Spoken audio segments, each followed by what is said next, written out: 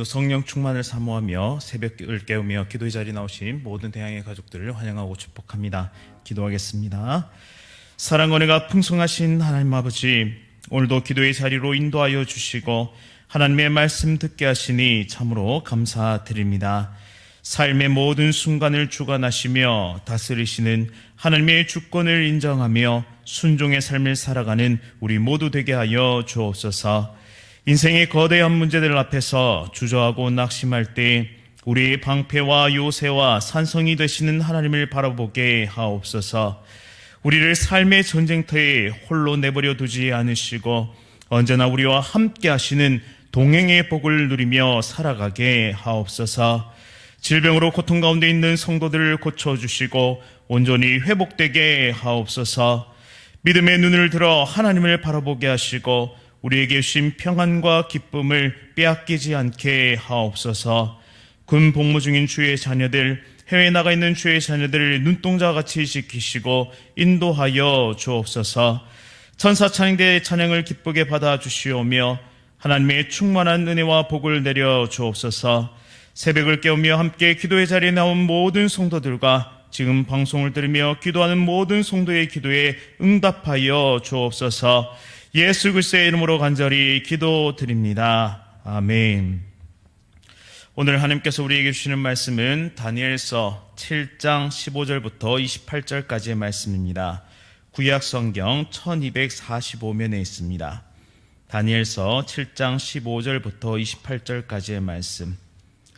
한 절씩 교독하실 때 살아계신 하나님의 음성 들으시기 바랍니다.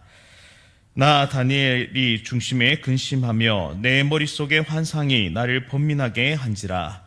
내가 그 곁에 모셔선 자들 중 하나에게 나아가서 이 모든 일의 진상을 물으매 그가 내게 말하여 그 일의 해석을 알려주며 이르되 그 내 큰 짐승은 세상에 일어날 내 왕이라.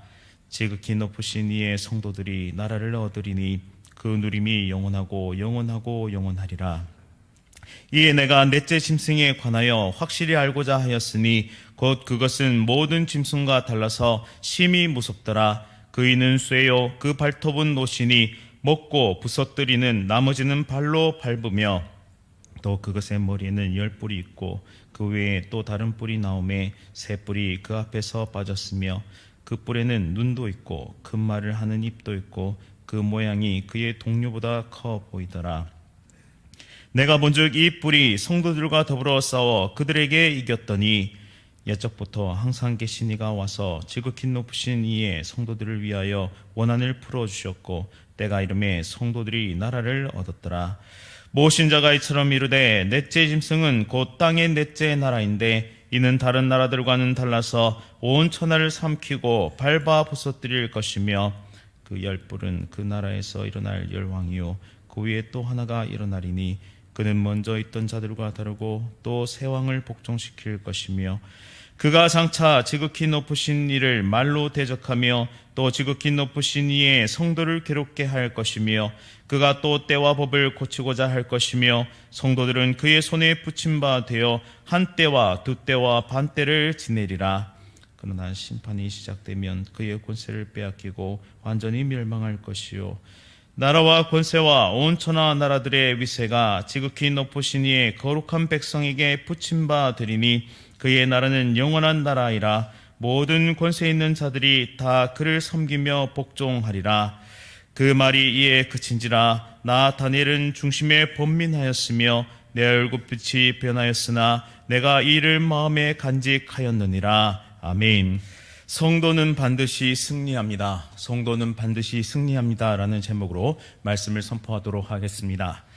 시대는 너무나 빠르게 변화하고 있습니다. 특별히 코로나 팬데믹은 새로운 패러다임의 세상을 우리에게 열어주었습니다. 물리적 접촉이 이렇게 제한되게 되었고 그리고 비대면 사회가 열리면서 우리는 이전에 경험해보지 못했던 세상을 살아가고 있습니다. 그래서 온라인 세상으로 반강제적으로 우리는 들어갈 수밖에 없는 상황에 처해지게 되었는데요. 단적인 예로 우리가 주문을 할 때 식당에 가보시면 특히 패스트푸드점에 가보시면 키오스크로 그 모든 주문이 이루어지는 그런 사회로 변화되게 되었습니다. 따라서 인간이 해야 할 일들이 이 기계로 대체되는 사회를 살아가고 있죠. 그리고 은행도 대면 창구는 점점 줄어들고 있고, 그리고 모든 것이 온라인화 되어 가고 있습니다. 디지털 환경에 익숙한 세대, 그리고 그렇지 않은 세대가 격차를 벌리면서 살아가는 그런 시대를 살아가고 있습니다. 이 물리적인 접촉을 피하다 보니 온라인 쇼핑이나 또 원격 업무, 원격 교육, 그리고 넷플릭스 같은, 그리고 그런 게임 같은 놀이들이 많은 온라인 세상으로 옮겨가고 있음을 우리는 보게 됩니다. 그런데 이런 시대의 변화에 따라서 우리는 강한 충격을 받을 수밖에 없는데요. 왜냐하면 이전의 세상과 지금의 세상이 너무나 많은 변화를 보여주고 있기 때문입니다. 따라서 이제는 디지털이 선택이 아닌 생존의 문제로 바뀌었고, 그리고 적응하느냐, 도태되느냐, 혹은 잘 활용하느냐에 따라서 삶의 질이 완전히 달라지게 됩니다. 이처럼 새로운 시대는 우리가 예상하지도 준비하지도 못한 상태에서 찾아오고 우리에게 변화를 요구하기 마련이죠. 코로나19 팬데믹이 그러했고 디지털 세상이 그러합니다. 한마디로 말해서 삶의 패러다임이 완전히 바뀐 것입니다. 그런데 그때 느끼는 충격과 당혹감은 이루 말할 수가 없습니다. 다니엘서를 읽는 1차 독자인 유다 백성들도 바로 이런 삶의 패러다임이 순식간에 바뀌는 일을 경험해야만 했습니다. 그들에게는 성전 신앙이라는 것이 있었는데요. 성전에는 여호와 하나님께서 계셨습니다. 따라서 성전이 있는 예루살렘은 절대 파괴되지 않을 것이라는 확실한 믿음이 있었습니다. 문제는 이런 확실한 믿음과 동시에 삶이 따라와야 했었는데 그들의 삶은 하나님의 말씀과 완전히 동떨어진 삶을 살았습니다. 가진 자들은 가난한 자들의 것을 빼앗게 되었고 또 종교적인 행위와 형식은 있었지만 진정한 예배는 드려지지 않는 이중적인 삶을 살았습니다. 단순히 성전이 있으니 망하지 않는다는 성전 자체가 우상으로 변해버린 이런 신앙을 가지고 살았던 것입니다. 그런데 이 공의와 정의를 상실한, 이 공의와 정의를 행하지 않는 이스라엘 백성들을 하나님은 가만히 두시지 아니하시고 징계하셨습니다. 그들은 바벨론 포로로 끌려가서 느부갓네살과 벨사살 그리고 고레스에 이어지는 왕들의 통치를 받으면서 각각 시대의 변화를 경험하며 신앙의 패러다임의 전환을 가져오게 됩니다. 하나님은 예루살렘에도 계시지만 하나님은 이 바벨론 땅에도 이방 땅에도 어떤 왕의 변화가 있을지라도 그것 가운데 여전히 하나님으로 계신다는 사실을 그들은 점차 경험하면서 그 패러다임을 받아들이게 된 것입니다. 오늘 본문은 이러한 신앙의 패러다임의 전환에 있어서 매우 중요한 본문입니다. 이 본문을 통해서 우리는 무엇을 깨달을 수 있느냐? 첫 번째, 세상 나라가 성도와 교회를 핍박할 때가 있다라는 사실입니다. 꿈에 네 짐승이 등장하는데요. 특별히 오늘 본문은 이 넷째 짐승에 대해서 자세히 소개하고 있습니다. 다른 짐승에 비해 유난히 무섭고 공포스러운 모습을 보여주고 있는데요. 쇠 이빨과 놋 발톱을 가진 이 짐승은 다른 짐승을 파괴하고 짓밟습니다. 즉 이전 짐승과는 차원이 다른 강함을 가지고 있는 것이죠. 이 짐승은 강력한 로마 제국을 뜻합니다.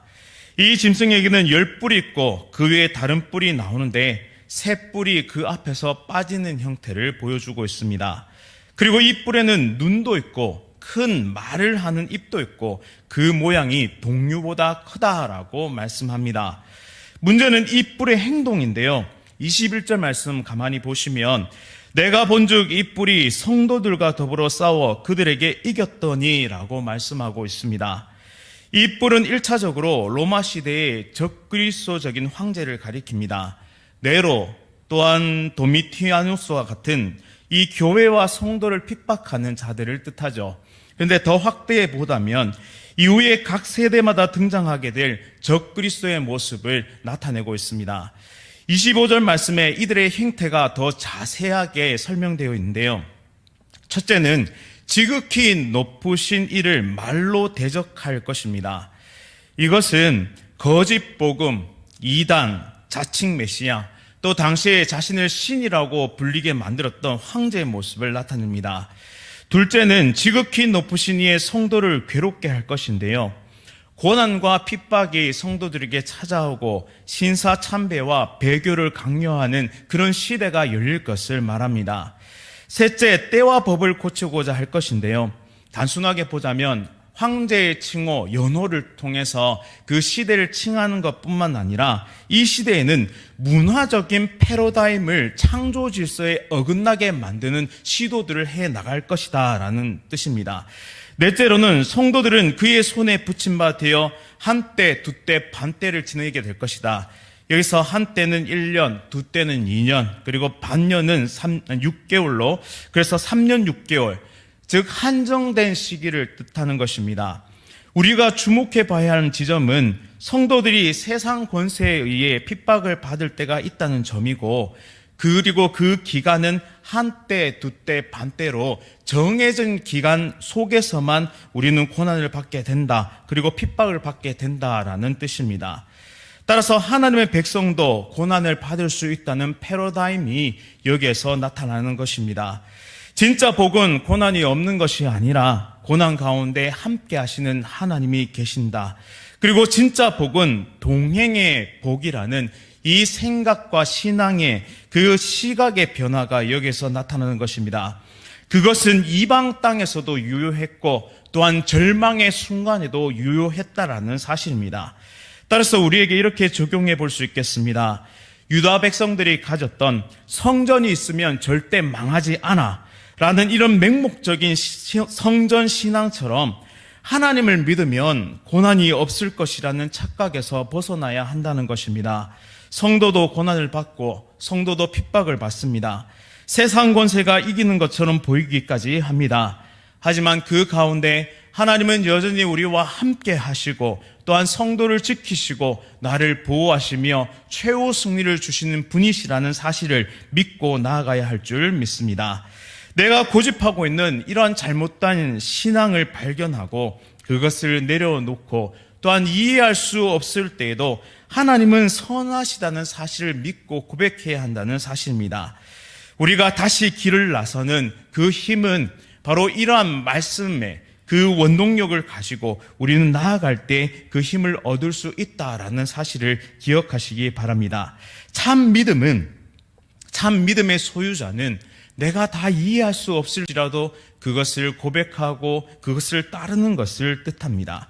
따라서 우리 모두가 하나님의 선하심을 인정하고 시대의 여러 변화 속에서도 온전히 변하지 않는 하나님의 신실한 사랑을 붙잡고 나아가는 귀한 하나님의 백성 되시기를 간절히 바랍니다. 두 번째로 성도의 고난은 잠시지만 하나님의 나라는 영원하다는 사실을 우리는 말씀을 통해 발견하게 됩니다.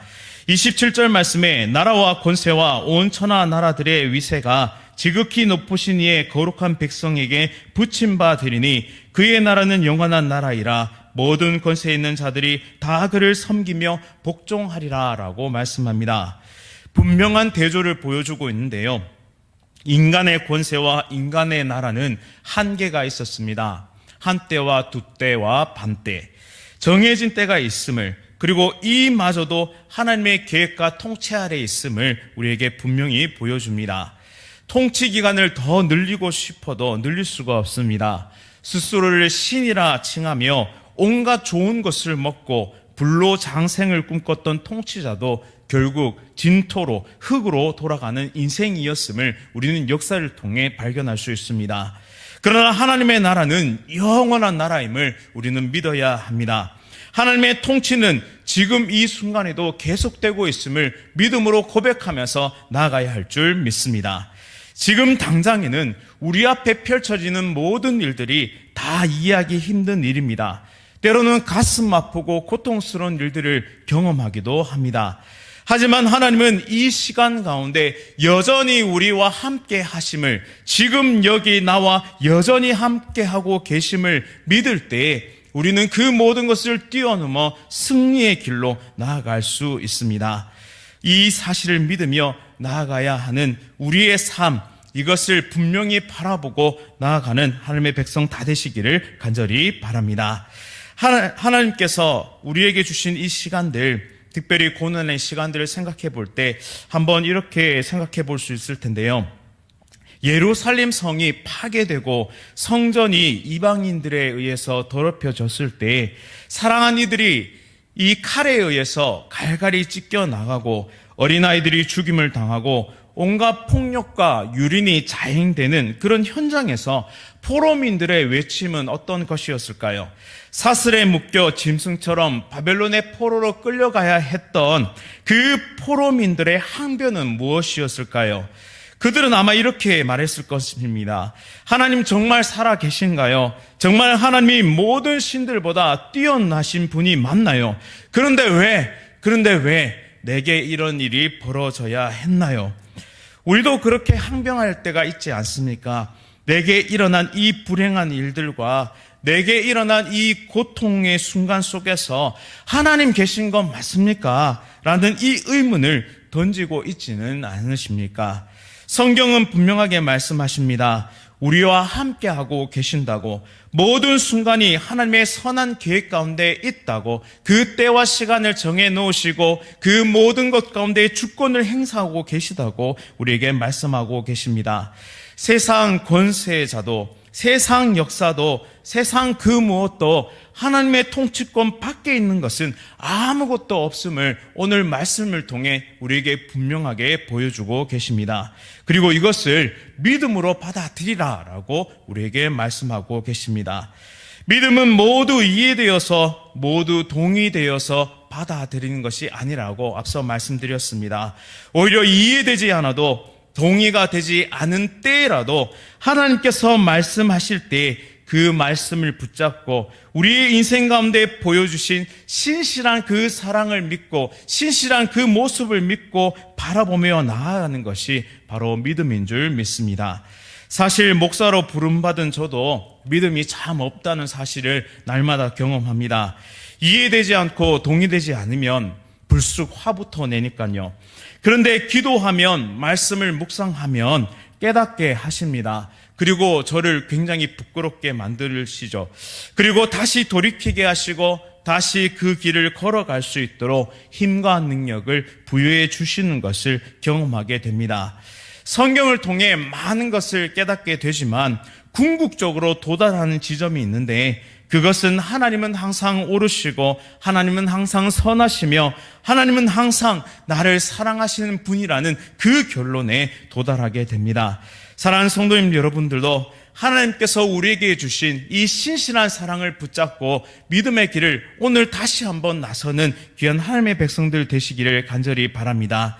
또한 우리에게 주신 평안과 기쁨을 사탄은 끊임없이 빼앗아가려 할 텐데, 오늘 하루도 하나님을 바라보면서 기도하면서 말씀을 붙잡으면서 하나님께서 이미 주신, 우리에게 이미 허락하신 기쁨과 평안을 빼앗기지 않는 하나님의 백성 다 되시기를 간절히 바랍니다. 이제 결론을 맺겠습니다. 오늘 말씀의 궁극적인 교훈은 성도는 반드시 승리한다는 것입니다. 22절 말씀에 옛적부터 항상 계신 이가 와서 지극히 높으신 이의 성도들을 위하여 원한을 풀어주셨고 때가 이름에 성도들이 나라를 얻었더라라고 말씀하십니다. 무에서 유를 창조하신 창조주 하나님께서 이 세상에 아무것도 없는 그때의 모든 것을 창조하신 그 창조주 하나님께서 옛적부터 계신 그분께서 반드시 성도를 위하여 원한을 풀어주시며 나라를 얻게 하실 것입니다. 악한 자들, 대적자들, 적 그리스도와 사탄의 세력을 친히 멸하시고 성도들에게 반드시 승리를 주실 것입니다. 이것을 믿음으로 예수 그리스도와 연합된 복된 성도의 삶을 살아가며 우리에게 주신 기쁨과 평안을 누리는 하나님의 거룩한 백성들 다 되시기를 간절히 바랍니다. 말씀을 기억하면서 함께 기도하겠습니다. 세상이 너무나 빠르게 변화하고 있습니다. 때로는 당혹할 만큼 변화의 속도를 따라갈 수 없는 인생의 연약함을 보게 됩니다. 하지만 이 시대에도 하나님의 통치 가운데 있음을 믿음으로 고백합니다. 말씀의 법칙대로 살아가는 지혜로운 백성 될 수 있도록 우리를 인도하여 주옵소서. 세상 권세자가 성도와 교회를 핍박할지라도 하나님은 우리를 지키시고 인도하시며 최후 승리를 주시는 분이심을 믿음으로 고백하게 하옵소서. 다 이해할 수 없고 다 동의할 수 없는 이 인생의 고난과 아픔 속에서도 하나님의 선하심을, 동행하심을 고백하는 믿음의 백성 될 수 있도록 인도하여 주옵소서. 하나님께 간절히 기도하오니 예수 그리스도께서 십자가에서 이루신 구원의 역사로 말미암아 우리에게 주어진 평안과 기쁨을 잃어버리지 않게 하옵소서. 결단코 원수가 평안과 기쁨을 빼앗아가지 못하도록 하나님께서 우리의 삶을 지키시고 인도하여 주옵소서. 예수 그리스도의 이름으로 간절히 기도드립니다. 아멘. 하늘에 계신 우리 아버지여, 이름이 거룩히 여김을 받으시오며 나라가 임하시오며 뜻이 하늘에서 이루어진 것 같이 땅에서도 이루어지이다. 오늘 우리에게 일용할 양식을 주시옵고 우리가 우리에게 죄 지은 자를 사하여 준 것 같이 우리 죄를 사하여 주시옵고 우리를 시험에 들게 하지 마시옵고 다만 악에서 구하시옵소서. 나라와 권세와 영광이 아버지께 영원히 있사옵나이다. 아멘. 오늘 하루도 성령 충만으로 승리하십시오.